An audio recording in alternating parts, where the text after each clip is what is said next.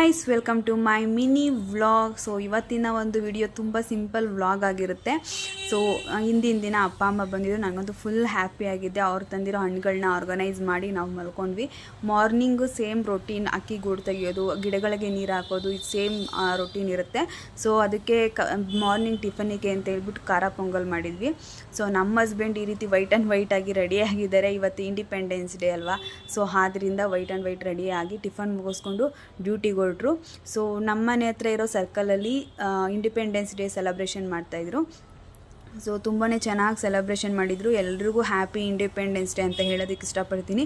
So ಎಲ್ಲ ಮಕ್ಳುಗಳು ಬಂದು ಇಂಡಿಪೆಂಡೆನ್ಸ್ ಡೇ ಸೆಲೆಬ್ರೇಷನ್ ಮಾಡಿದ್ರು. ಅಲ್ಲಿಂದ ನಮ್ಮ ಅತ್ತೆ ಮಾವ ಇಬ್ಬರೂ ಔಟ್ಸೈಡ್ ಹೋಗಿದ್ರು.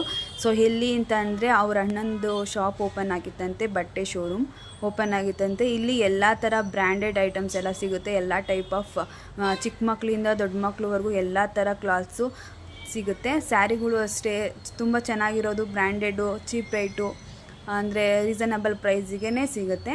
ಸೊ ಅಲ್ಲಿಂದ ನಮ್ಮ ಅತ್ತೆ ಬರುವಾಗ 3 ಸೀರೆ ತೊಗೊಂಬಂದಿದ್ರು, ಸೇಮ್ ಅದೇ ಅಂಗಡೀಲಿ. ಇದಿರೋದು ಚಿಕ್ಕಪೇಟೆಯಲ್ಲಿ. ಸೊ ಸೀರೆ ಮಾತ್ರ ತುಂಬ ಅಲ್ಟಿಮೇಟ್ ಆಗಿದೆ, ಡಿಸೈನು ಕೂಡ ಅಷ್ಟೇ ಚೆನ್ನಾಗಿದೆ.